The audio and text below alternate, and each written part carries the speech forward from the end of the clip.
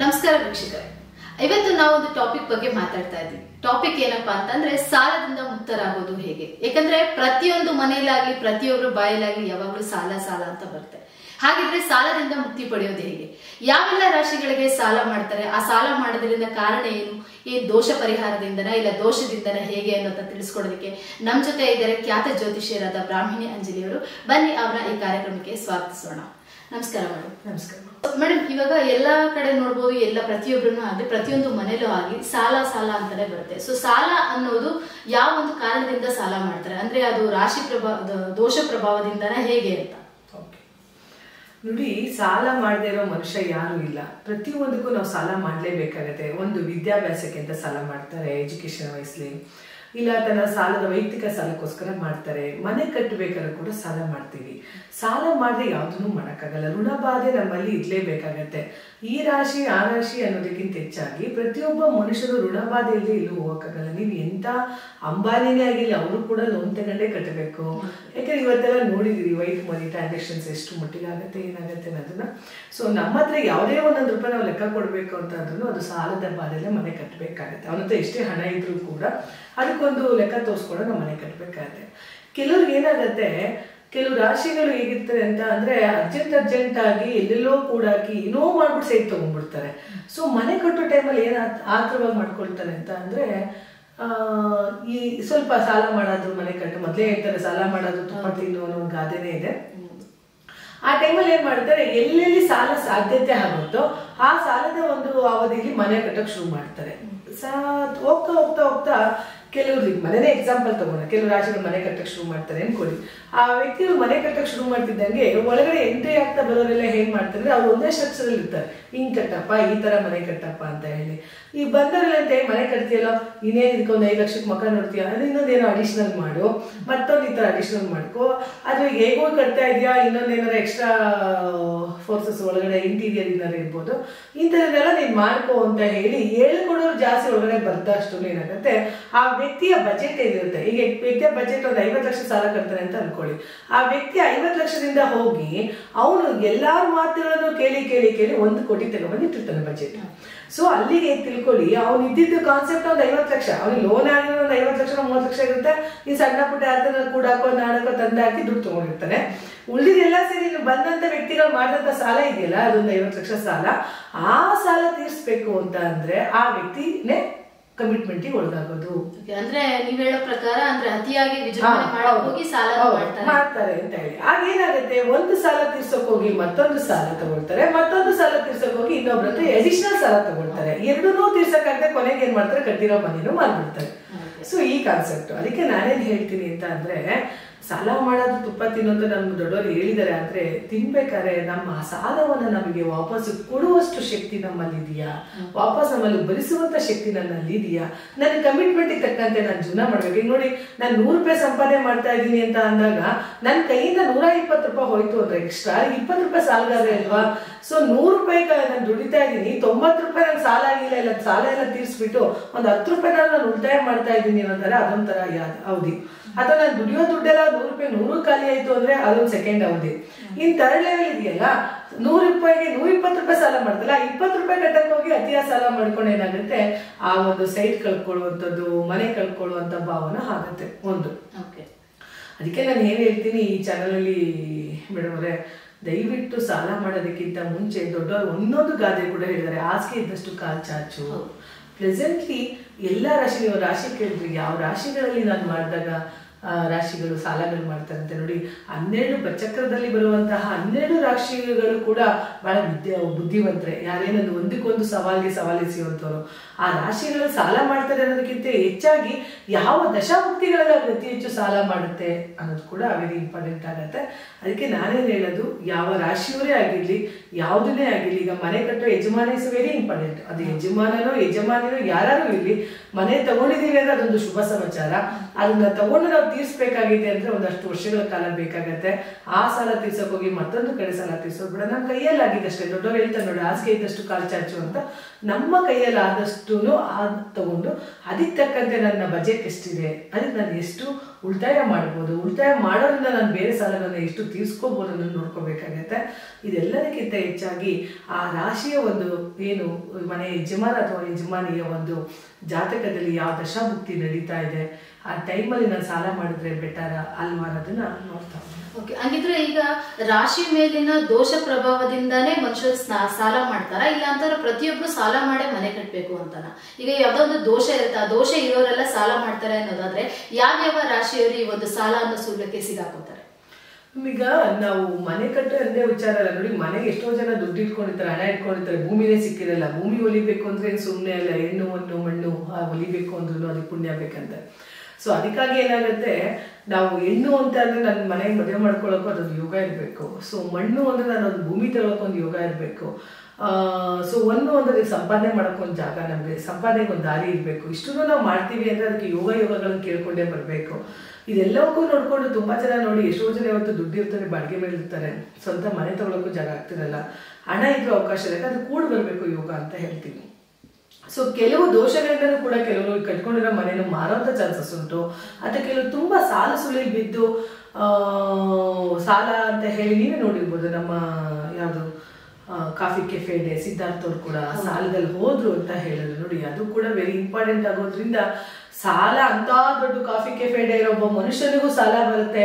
ನಮ್ಮ ವಿಜಯ್ ಮಲ್ಯ ಕೂಡ ಊರ್ ಬಿಟ್ಟು ನಮ್ಮ ದೇಶವನ್ನು ಬಿಟ್ಟು ಹೋದ್ರು, ಸಾಲದ ಬಾಧೆ ತಾಳಲಾರ್ದೆ ಅಂತ ಹೇಳ್ತೀವಲ್ಲ. ಸೊ ಇದೆಲ್ಲ ಏನಾಗುತ್ತೆ, ನಮ್ಮ ಒಂದು ಅಧಿಕ ಒಂದು ಆಸೆಯಿಂದ ಅಂದ್ರೆ ಅತಿಯಾದ ಆಸೆಯಿಂದ ನಾವ್ ಏನ್ ಮಾಡ್ತೀವಿ, ಪ್ರೆಷರ್ ಬೇರೆ ಇರುತ್ತೆ ಬೇರೆ ಕಡೆಯಿಂದ ನಾವ್ ಮಾಡಬೇಕು ಅಂತ ಹೇಳಿ ಆ ಟೈಮಿಗೆ ಅಂದ್ರೆ ಸುಸಜ್ಜಿತವಾಗಿ ಆ ಟೈಮಿಗೆ ಬಂದಾಗ ಮಾತ್ರ ನಾವು ಕರೆಕ್ಟ್ ಪೋರ್ಷನ್ಸ್ ಅಲ್ಲಿ ಹೋಗ್ಬೇಕಾಗತ್ತೆ. ಇವಾಗ ಭೂಮಿ ತಗೊಳಕ್ ಒಂದು ಅವಕಾಶ ಇದೆಯಾ, ಖಂಡಿತ ನಿಮ್ಮ ಹತ್ರ ಒಂದು 25 ಲಕ್ಷ ಇದೆಯಾ, ಇನ್ನೊಂದು 20 ಲಕ್ಷ ಸಾಲ ಮಾಡೋದು ಮನೆ ತಗೊಂಡ್ರೆ ತೊಂದರೆ ಇಲ್ಲ. ಹಂಗಂತ ನಾನು 5 ಲಕ್ಷ 10 ಲಕ್ಷ ಇಟ್ಕೊಂಡು ಇನ್ನೊಂದು 40 ಲಕ್ಷ ಸಾಲ ಮಾಡಿ ಮನೆ ತಗೊಳ್ತೀನಿ, 40 ಲಕ್ಷದ ಬಡ್ಡಿ ಕಟ್ಟಬೇಕು. ಆ ಬಡ್ಡಿ ಮೇಲೆ ಬಡ್ಡಿ ಕಟ್ತಾ ಹೋದಾಗ ಏನಾಗುತ್ತೆ, ತುಂಬಾ ಪ್ರಾಬ್ಲಮ್ ಆಗ್ತಾ ಹೋಗುತ್ತೆ. ಇನ್ನೊಂದು ತುಂಬಾ ಜನ ಸಾಲ ಸುಳಿ ಇರ್ತಾರೆ ಅಂತ ನಾನು ನೋಡಿರೋ ಪ್ರಕಾರ ಜಾತಕದಲ್ಲಿ ಸರ್ಪದೋಷ ಯಾರಿಗೆಲ್ಲ ಇರುತ್ತೆ ನೋಡಿ, ಅಂಥವ್ರಿಗೂ ಕೂಡ ಸಾಲದ ಸಮಸ್ಯೆ ತುಂಬಾ ಇರ್ತಾರೆ ನೋಡಿ. ಯಾವುದೇ ಒಂದು ಜಾತಕದಲ್ಲಿ ತುಂಬಾ ಸಾಲ ಸುಳಿ ಬಾಯಲ್ಲಿ ಇದ್ದಾರೆ ಅಂದ್ರೆ ಅವ್ರಿಗೆ ಆಲ್ಮೋಸ್ಟ್ ಪೂರ್ವ ಪುಣ್ಯ ಸ್ಥಾನದಲ್ಲಿ ಸರ್ಪದೋಷ ಇರ್ತದೆ, ಅಥವಾ ಭಾಗ್ಯಸ್ಥಾನದಲ್ಲಿ ಸರ್ಪದೋಷ ಇರುತ್ತೆ, ಅಥವಾ ಅವನ ಜನ್ಮ ಲಗ್ನದಲ್ಲೇ ರಾಹು ಕೇತು ಇರ್ತಾರೆ, ಅವೆಲ್ಲ ಸಾಲದ ಬಾಧೆಲೆ ಬೀಳ್ಬೇಕಾಗತ್ತೆ. ಅಂದ್ರೆ ಸಾಲದ ಬಾಧೆಯಲ್ಲಿ ಯಾರ್ಯಾರು ಇದ್ದಾರೆ ಅಂತಂದ್ರೆ ಅವ್ರಿಗೆಲ್ಲ ಸರ್ಪದೋಷ ಇದೆ ಅಂತ. ಹೌದು, ಸರ್ಪದೋಷ ಇರುವಂತಹ ವ್ಯಕ್ತಿಗಳು ಕೂಡ ಅವರು ಸಾಲದ ಬಾಧೆಯಿಂದ ಬೀಳೋ ಚಾನ್ಸಸ್ ಉಂಟು. ಇನ್ನು ನಾವು ಮುಂದೆ ನೋಡ್ತಾ ಹೋದ್ರೆ ಈ ಯಾರಿಗೆಲ್ಲ ಒಂದು ಪಿತೃದೋಷ ಇರುತ್ತೆ ನೋಡಿ, ಅವರು ಕೂಡ ಆಲ್ಮೋಸ್ಟ್ ಸಾಲಗಳು ಮಾಡ್ಕೊಂಡಿರ್ತಾರೆ. ಶ್ರೀಶಾಪ ನೋಡ್ಬೇಕು. ಶ್ರೀಶಾಪ ಇರುವಂತ ಒಂದು ಜಾತಕದಲ್ಲೂ ಕೂಡ ಅದೊಂದು ಟೈಮು, ನಮಗೆ ದಶಾಭುಕ್ತಿ ಚೆನ್ನಾಗಿರ್ಬೇಕಾದ್ರೆ ನಮ್ಗೆ ಯಾವ್ದು ಎಫೆಕ್ಟ್ ಆಗಲ್ಲ. ಅದೇ ದಶಾಭುಕ್ತಿ ಕಟ್ಟಾಗ ಈ ಶಾಪಗಳು ಕೊಟ್ಟಾಗ್ಬಿಡುತ್ತೆ ನಮಗೆ. ಶ್ರೀಶಾಪ ಇದ್ದಾಗಲೂ ಕೂಡ ಯಾರೋ ಒಬ್ರು ಶಾಪ ಆಗಿರ್ತಾರೆ, ಅಥವಾ ನಾವು ಯಾರಿಗೋ ಹೊಟ್ಟೆ ಹೊರಿಸಿರ್ತೀವಿ, ಯಾರಿಗೋ ಅನ್ಯಾಯ ಮಾಡಿರ್ತೀವಿ, ಅವ್ರು ಏನೋ ಶಾಪ ಹಾಕ್ಬಿಟ್ಟು ಹೊಟ್ಟೋಗಿರ್ತಾರೆ, ಖಂಡಿತ ಅದು ಶ್ರೀಶಾಪ ಅಂತೀವಿ. ಆ ಶಾಪವೇ ವರ್ಕೌಟ್ ಆದಾಗಲೂ ಕೂಡ ಸಾಲದ ಬಾಧೆಯಲ್ಲಿ ನಮ್ಗೆ ಗೊತ್ತಿಲ್ದಂಗೆ ಸಾಲದ ಬಾಧೆಯಲ್ಲಿ ಬಿದ್ಬಿಡ್ತೀವಿ ನೋಡಿ. ತುಂಬಾ ಜನ ನೋಡಿ ಕಷ್ಟಪಟ್ಟು ಮನೆ ಕಟ್ಟಿರ್ತಾರೆ, ಕಷ್ಟಪಟ್ಟು ವೆಹಿಕಲ್ಗಳನ್ನ ತಗೊಂಡಿರ್ತಾರೆ, ಸಾಲ ಮಾಡೋದು ತಗೊಳ್ತಾರೆ. ಯಾಕೆ ಸಾಲ ಮಾಡಿ ತಗೊಂಡಂತ ವೆಹಿಕಲ್ನ ಯಾಕಷ್ಟು ಬೇಗ ಮಾರ್ಕೊಂಡ್ಬಿಡ್ತಾರೆ, ನಷ್ಟಕ್ಕೂ ಮಾರ್ಕೊಡ್ತಾರೆ. ಅಂದ್ರೆ ಸಾಲ ಮಾಡೇ ತಗೊಂಡು ಕಟ್ಟಿರ್ತಾರೆ, ಮತ್ತೆ ಆ ಸಾಲ ತೀರ್ಸೋದಕ್ಕೋಸ್ಕರನೇ ಅದನ್ನೆಲ್ಲ ಮಾರಾಟ. ಆಮೇಲೆ ಇನ್ನೊಂದೇನು ಅಂದ್ರೆ ಇವತ್ತಿನ ಜನರೇಷನ್ ಜನಗಳಲ್ಲಿ ಏನಾಗಿದೆ ಗೊತ್ತಾ, ಅಕ್ಷಯ ತೆರಿಗೆ ಬಂತಪ್ಪ ನಾನು ಹೋಗಿ ಏನಾದ್ರು ತಗೊಂಡ್ ಬರೋಣ ಅಂತ ಮಾಡ್ತಾರೆ ನೋಡಿ. ಎಲ್ರಿಗೂ ಅಕ್ಷಯ ತೆರಿಗೆ ಸೂಟ್ ಆಗಿ ಬರಲ್ಲ. ಪ್ರತಿಯೊಬ್ಬರಿಗೂ ಅವ್ರಿಗೆ ಆದಂತಹ ನೋಡಿ ಜನ್ಮ ನಕ್ಷತ್ರಗಳಿಗೆ ಅವ್ರಿಗೆ ಆದಂತಹ ಸಂಪತ್ತಾರೆ ಕೊಡುತ್ತೆ. ಆ ಸಂಪತ್ತನ್ನ ನಾವು ಅಕ್ಷಯ ತೆರಿಗೆ ಅಂತ ಕರೆಯೋದು. ಅದು ನೋಡ್ಕೋಬೇಕು, ಅವ್ರ ಜನ್ಮ ನಕ್ಷತ್ರಕ್ಕೆ ನನಗೆ ಯಾವ ಸಂಪತ್ತಾರ ಇದೆ ಅಂತ ನೋಡ್ಕೋಬೇಕಾಗತ್ತೆ ನೋಡಿ. ಯಾರೆಲ್ಲ ಅಶ್ವಿನಿ ಮಕ ಮೂಲ ನಕ್ಷತ್ರದಲ್ಲಿ ಹುಟ್ಟಿರ್ತಾರೋ ಅವ್ರಿಗೆ ಆದಂತ ಸಂಪತ್ತಾರೆ ಭರಣಿ ಪುಬ್ಬ ಪೂರ್ವಾಶ್ವ ನಕ್ಷತ್ರದಲ್ಲಿ ಬರ್ತಾರೆ. ಈ ತರ ನೋಡ್ಕೊಂಡು ಆ ನಕ್ಷತ್ರನೂ ಕೂಡ ನಾನು ಹೇಳ್ತಾರೆ ಆ ಸಂಪತ್ತಾರೆ ನಕ್ಷತ್ರನೂ ಕೂಡ ಅವರ ಜಾತಕ ಕುಂಡಲಿಯಲ್ಲಿ ಒಳ್ಳೆ ದಶಾಸ್ಥಾನದಲ್ಲಿ ಕೂತಿರ್ಬೇಕು. ಅಂದ್ರೆ ಈಗ ಆಯ್ತು, ಈಗ ಅದೇ ದಶಾಸ್ಥಾನದಲ್ಲಿ 6, 8, 12ನೇ ಮನೆಯಲ್ಲಿ ಆ ಒಂದು ಶುಕ್ರ ಕುತ್ಕೊಂಡ ಅಂತಂದ್ರೆ, ಈಗ ಭರಣಿ ಮತ್ತೆ ಪುಬ್ಬ ಪೂರ್ವಾಷಾಢ ಅಧಿಪತಿ ಶುಕ್ರ. ನಾನು ಎಕ್ಸಾಂಪಲ್ ಹೇಳ್ತಾ ಇರೋದು, ಈಗ ಅಶ್ವಿನಿ ಮೊದಲನೇ ನಾವು ನಕ್ಷತ್ರ ತಗೊಂಡ್ರೆ ಅಶ್ವಿನಿ ನಕ್ಷತ್ರ, ಅಶ್ವಿನಿ ನಕ್ಷತ್ರದವರಿಗೆ ಭರಣಿ ಪುಬ್ಬ ಪೂರ್ವಾಷಾಢದವ್ರು ಬಂದು ಸಂಪತ್ತರ ಆದ್ರೂ ಕೂಡ ಅದಕ್ಕೆ ಅಧಿಪತಿ ಆದಂತಹ ಶುಕ್ರ ಏನಾದ್ರು 6, 8, 12ನೇ ಮನೆ ಕುತ್ಕೊಂಡು ಆ ನಕ್ಷತ್ರದಲ್ಲಿ ಏನಾದ್ರು ಅವ್ರು ಸಾಲ ಮಾಡಿದ್ರೆ ಖಂಡಿತ ನೋಡಿ ಸಾಲದ ಬಾಧೆಗೆ ಒಳಗಾಗ್ತಾರೆ. ಸೊ 1 to 1 ಸಾಲ ಮಾಡ್ತಾ ಹೋಗ್ತಾರೆ. ಹಾಗಾಗಿ ಪ್ರತಿಯೊಬ್ರು ನೋಡಿ ನಾವು ಮನೆ ತಗೊಂಡ್ಬಿಡೋದು ಹೆಚ್ಚಲ್ಲ, ಜಾಗ ತಗೊಳ್ಳೋದು ಹೆಚ್ಚಲ್ಲ, ಅಥವಾ ಸಾಲ ಮಾಡಿ ನಾವು ವೆಹಿಕಲ್ ತಗೊಳ್ಳೋದು ಹೆಚ್ಚಲ್ಲ. ಸಾಲ ಮಾಡಿದ್ರೆ ತೀರ್ಸೋ ಕೆಪಾಸಿಟಿ ನಮ್ಮದಿರ್ಬೇಕು. ಸೊ ಯಾವ ಟೈಮಲ್ಲಿ ನಾವು ಸಾಲ ಮಾಡೋದು, ಕೆಲವ್ರಿಗೆ 6, 8, 12ನೇ ದಶಾಭುಕ್ತಿ ನಡೆಯುತ್ತೆ, ಏನೋ ಒಂದು ಜೀವನ ಮಾಡ್ಕೊಂಬಿಡೋಣಪ್ಪ ಅಂತ ಹೇಳಿ ಒಂದು 2 ವೀಲರ್ 4 ವೀಲರ್ ಕಾರ್ ಕೊಂಡ್ಕೊಂಡ್ಬರ್ತಾರೆ. ಕೊನೆಗೊಂದ್ ದಿವಸ ಅದನ್ನ ಕಟ್ಟಕ್ಕಾಗದೆ ಓಡ್ಸಕ್ಕಾಗದೆ ನಷ್ಟವಾಗಿ ಮಾರಿದ್ದು ಉಂಟು. ಸೊ ಇದೆಲ್ಲ ನೋಡ್ಕೋಬೇಕಾಗತ್ತೆ. ಸಾಲದ ಬಾಧೆಯಿಂದ ಬೀಳೋದಕ್ಕಿಂತ ಮುಂಚೆ ಆ ಸಾಲದ ಬಾಧೆಯಿಂದ ನಾನು ಹೊರಗೆ ಬರಕ್ ಸಾಧ್ಯನಾ, ತೀರ್ಸೋಕ್ ಸಾಧ್ಯನಾ ಅನ್ನೋದನ್ನು ಕೂಡ ಅವರವರ ನಕ್ಷತ್ರಗಳಿಗೆ ತಕ್ಕಂತೆ ಹೋಗಿ ನಾವು ನಕ್ಷತ್ರ ಅಧಿಪತಿಗಳು ನೋಡ್ಕೊಂಡು ಅವ್ರಿಗೆ ಯಾವ ಸಂಪತ್ತಾರ ಇದೆ, ಯಾವ್ದು ಸಾಧಕ ತರ ನಕ್ಷತ್ರಗಳಿರುತ್ತೆ, ಮಿತ್ರ ತರ ನಕ್ಷತ್ರಗಳಿರುತ್ತೆ ಅಂತ ದಿನ ಹೋಗಿ ನೋಡ್ಕೊಂಡು ಅವ್ರಿಗೆ ತಗೊಳ್ಳುವಂತ ಟೈಮು ಒಬ್ಬ ಒಳ್ಳೆ ಅಸ್ಟ್ರಾಲಜರ್ ಹತ್ರ ಅದನ್ನ ಪರಿಗಣಿಸಿದಾಗ ಈ ಸಾಲದಿಂದ ಹೊರಗಡೆ ಬರೋದು ತುಂಬಾ ಈಸಿನೂ ಇದೆ. ನೋಡಿ, ಸಾಲ ಮಾಡಿದಾಗ ಏನಾಗತ್ತೆ, ನಾನು ಮಾಡೋ ಸಾಲ ಅಂತ ನಿಮ್ಗೆ ಅನಿಸ್ಬೋದು, ಸಾಲ ಮಾಡೋ ತೀರ್ಸ್ಬಿಡ್ತಾರ ಅಂತ ಕೇಳ್ತೀರಾ ನೀವು. ತೀರ್ಸಕ್ಕೆ ಏನಾದ್ರು ದಾರಿ ಇದೆಯಾ ಮೇಡಮ್ ನಿಮ್ಮ ಅಸ್ಟ್ರಾಲಜಿಲಿ ಅಂತ? ಖಂಡಿತ ಸಾಲ ತೀರ್ಸಕ್ಕೂ ಒಂದು ದಾರಿ ಇದೆ. ಅದೇ ಪ್ರಪೋರ್ಷನೇಟ್ ಆಗಿ ಹೋಗ್ಬೇಕು ಅಂತಂದ್ರೆ ಸಾಲ ತೀರ್ಸೋದ್ ದಿನ ಯಾವುದು ಅದನ್ನೆಲ್ಲ ನಾವು ನೋಡ್ತಾ. ಅಂದ್ರೆ ಇವಾಗ ಸಾಲ ಮಾಡ್ತಾರೆ ಅಂತಂದ್ರೆ ಯಾವುದೊಂದು ದೋಷದಿಂದಾನೇ ಸಾಲ ಮಾಡ್ತಾರೆ ಅಂತ ಆಗೋದಾದ್ರೆ, ಸೊ ಈ ಒಂದು ಸಾಲ ಮಾಡಿರೋದಕ್ಕೆ ಪರಿಹಾರ ಅಂತಂದ್ರೆ ಹೇಗೆ ಈ ಸಾಲದಿಂದ ಮುಕ್ತಿ ಪಡೆಯೋದಾದ್ರೆ ಹೇಗೆ? ನಾನು ನಿಮ್ಗೆ ಹೇಳಿದೆ, ಈಗ ಸಾಲ ಮಾಡ್ಬೇಕಾದ್ರೆ ಏನಾಗುತ್ತೆ, ನಾವು ಸಾಲ ಮಾಡಿದ್ದ ದಿನ ವೆರಿ ಇಂಪಾರ್ಟೆಂಟ್, ಆ ನಕ್ಷತ್ರ ವೆರಿ ಇಂಪಾರ್ಟೆಂಟ್ ಆಗತ್ತೆ. ಕೆಲವ್ರು ಏನ್ ಮಾಡ್ತಾರೆ, ಸಾಲ ಸಿಗುತ್ತೆ ಅಂತ ಹೇಳಿ ಮಂಗಳವಾರ ದಿನ ಹೋಗಿ ಸಾಲ ತಗೊಂಡ್ಬಿಡ್ತಾರೆ. ನೋಡಿ, ನೀವ್ ಯಾರೆಲ್ಲ ಮಂಗಳವಾರ ಶನಿವಾರ ಸಾಲ ತಗೊಳ್ತಾರೋ ಅವರಿಗೆ ಸಾಲದ ಬಾಧೆಯಿಂದ ಹೊರಗೆ ಬರಕ್ಕೆ ಆಗಲ್ಲ. ಯಾಕೆಂದ್ರೆ ಕುಜನ ತತ್ವಗಳು ಶನಿಯ ತತ್ವಗಳನ್ನ ಯಾರು ಫಾಲೋ ಮಾಡ್ತಾರೆ ನೋಡಿ, ಈ ಮಂಗಳವಾರ ದಿನ ಕುಜನ ಕಾರಕತ್ವಗಳು ಜಾಸ್ತಿ ಇರುತ್ತೆ, ಶನಿವಾರ ಶನಿಯ ಕಾರಕತ್ವಗಳು ಜಾಸ್ತಿ ಇರುತ್ತೆ. ಸೊ ಶನೀಶ್ವರ ಬಂದು ಶನಿವಾರ ದಿನ ಮಂದಗತಿಯಲ್ಲಿ ಚಲಿಸುವಂತಹ ಗ್ರಹ. ನಾವು ತಗೊಳ್ಳುವಂತಹ ಸಾಲ ಬಹಳಷ್ಟು ಬೇಗ ಕ್ಲಿಯರ್ ಆಗ್ಬೇಕು.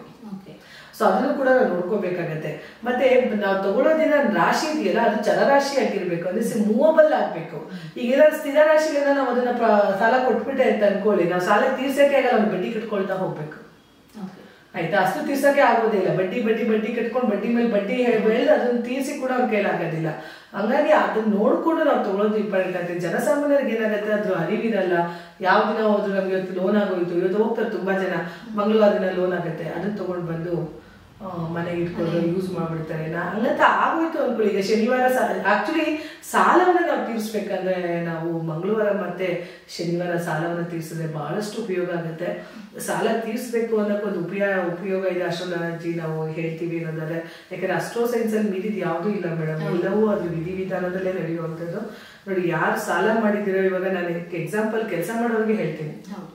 ಯಾಕೆಂದ್ರೆ ಸಾಲ ಮಾಡೋ ಅತಿ ಹೆಚ್ಚಿನಲ್ಲಿ ಯಾರು ಅಂದ್ರೆ ಮಿಡಲ್ ಫ್ಯಾಮಿಲಿಗಳು ಜಾಸ್ತಿ. ಮಧ್ಯಮ ವರ್ಗದ ಕುಟುಂಬ ಏನಿದೆ ನೋಡಿ, ಆ ಮಧ್ಯಮ ವರ್ಗಕ್ಕೆ ಕೆಳವರ್ಗದ ಕುಟುಂಬದವ್ರಿಗೆ ಅದು ಏನೋ ಅನ್ಸಲ್ಲ. ಯಾಕಂದ್ರೆ ಅವತ್ತಿನ ದಿನ ದುಡಿತಾರೆ, ಅವತ್ತಿನ ದಿವಸ ಅದನ್ನ ಖರ್ಚು ಮಾಡ್ತಾರೆ, ಇದ್ರೆ ಊಟ ಮಾಡ್ತಾರೆ, ಇಲ್ಲಾಂದ್ರೆ ಉಪವಾಸ ಮಲಗ್ತಾರೆ.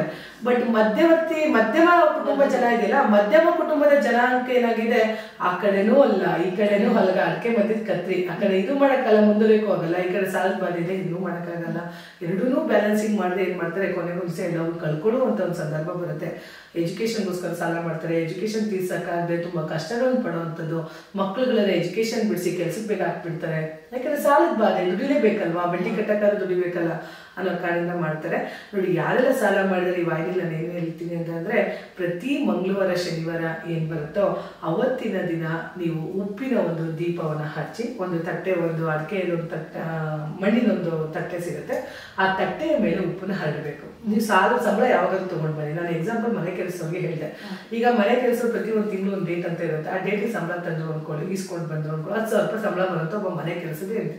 ಅವಳಿಗೆ ಒಂದು 5 ಲಕ್ಷ ತಲೆ ಮೇಲೆ ಸಾಲ ಇದೆ ಅನ್ಕೊಳ್ಳಿ, ಅವಳು ಬಡ್ಡಿ ಕಟ್ಟಕ್ಕೆ ಸಾಲಲ್ಲ, ಅವಳು ಹೇಗೆ ತೀರಿಸ್ತಾಳೆ ಅನ್ನೋದು ನಾವು ಎಕ್ಸಾಂಪಲ್ ತಗೊಂಡ್ರೆ, ನಾವು ಮಂಗಳವಾರ ದಿನ ತುಪ್ಪ ದೀಪ ಹಚ್ಚಿ, ಆ ಉಪ್ಪಿನ ಒಂದು ತಟ್ಟೆಯ ಮೇಲೆ ತುಪ್ಪ ದೀಪ ಹಚ್ಚಿ, ಇನ್ನೊಂದು ತಟ್ಟೆಯಲ್ಲಿ, ಅಂದ್ರೆ ಮಡಿಕೆ ತಟ್ಟೆ ಸಿಗುತ್ತಲ್ಲ ಮಣ್ಣಿನಲ್ಲಿ ಮಾಡಿರೋ, ಆ ಮಣ್ಣಿನ ತಟ್ಟೆಯಲ್ಲಿ ಉಪ್ಪನ್ನ ಹರಡಿ ತಂದಂತಹ ಸಂಬಳ ಇದೆಯಲ್ಲ 10,000, ಅದನ್ನ ತಗೊಂಡೋಗಿ ಆ ಉಪ್ಪಿನ ಮೇಲೆ ಇಟ್ಬಿಡ್ಬೇಕು. ಸೊ ಲಕ್ಷ್ಮೀ ದೇವಿನ ಮತ್ತೆ ಅವ್ರು ಫಸ್ಟಿಗೆಲ್ಲ ಅವ್ರ ಕುಲದೇವ್ರನ್ನ ಪ್ರಾರ್ಥನೆ ಮಾಡಬೇಕು. ಕುಲದೇವ್ರನ್ನ ಮತ್ತೆ ಮನೆ ದೇವ್ರನ್ನ ಪ್ರಾರ್ಥನೆ ಮಾಡಿ, ಲಕ್ಷ್ಮೀ ದೇವಿನ ಪ್ರಾರ್ಥನೆ ಮಾಡಿ, ನನ್ಗೆ ಈ ಸಾಲದಿಂದ ವಿಮುಕ್ತನಾಗಿ ಮಾಡು, ಈಗಾದ್ರೂ ಮಾಡಿ ಸಾಲವನ್ನು ತೀರಿಸುವಂತ ಶಕ್ತಿ ಕೊಡು ಅಂತ ಹೇಳಿ ನಾವು ಉಪ್ಪಿನ ಮೇಲೆ ಏನು ನಾವು ಇಂಟ್ರೆಸ್ಟ್ ಕೊಡಕ್ ಹೋಗ್ತೀವೋ, ಅಸ್ಲಿ ಕೊಡಕ್ ಹೋಗ್ತೀವೋ, ಅದನ್ನ ಉಪ್ಪಿನ ಮೇಲೆ ಇಟ್ಟು ನಾವು ಅವ್ರಿಗೆ ಕೊಡೋದ್ರಿಂದ ಬೇಗ ಋಣ ತೀರುತ್ತೆ ಅಂತ ಹೇಳಿ. ಸೊ ಮನೇಲಿ ಏನ್ ಮಾಡ್ತಾರೆ ತುಂಬಾ ಜನ ನೋಡಿ, ಇನ್ನೊಂದು ಸಾಲಕ್ಕೆ ಪ್ರಮುಖವಾದ ಕಾರಣನು ಮನೆಯ ಒಂದು ವಾಸ್ತು ದೋಷ ಅಂತ. ಸೊ ಅದು ಕೂಡ ಇಂಪಾರ್ಟೆಂಟ್. ತುಂಬಾ ನೋಡಿ, ಬಾತ್ರೂಮ್ಗೆ ಹೋದ್ರೆ ಎಷ್ಟು ಜನ ಕಾಲು ತೊಳ್ಕೊಂಡ್ಬರ್ತಾರೆ. ಹಿಂದಿನ ಕಾಲದಲ್ಲಿ ಏನಿತ್ತು, ಸಾಲ ಎಲ್ಲಿತ್ತು ಹಿಂದಿನ ಕಾಲದಲ್ಲಿ ಉಗ್ರಾಣಗಳಲ್ಲಿ ದವಸಧಾನ್ಯಗಳಿತ್ತು, ತಿಜೋರಿಗಳಲ್ಲಿ ಹಣ ಇರ್ತಿತ್ತು. ಇವತ್ತು ಯಾಕಿಂತ ಸಮಸ್ಯೆ ಬರ್ತಾ ಇದೆ ಅಂತಂದ್ರೆ ಮನೆಯ ಪ್ರಮುಖ ವಾಸ್ತುದೋಷ ಕಾರಣನೇ ಆ ಟಾಯ್ಲೆಟಿಗೆ ಹೋದಾಗ ನಾವು ಕಾಲು ತೊಳ್ಕೊಂಡು ಬರಲ್ಲ. ಯಾಕಂದ್ರೆ negative energy more than passes ಆಗಿರ್ತದೆ. ತುಂಬಾ ತೆಗೆದ ತಕ್ಷಣ ಬಾಗ್ಲು ಪಾಸ್ ಆಗುತ್ತೆ. ಎಷ್ಟೋ ಮನೆಯಲ್ಲಿ ಬಾತ್ರೂಮ್ ಬಾಗ್ಲೇ ಹಾಕಿರಲ್ಲ, ನೋಡಿರ್ಬೋದು ನೀವು.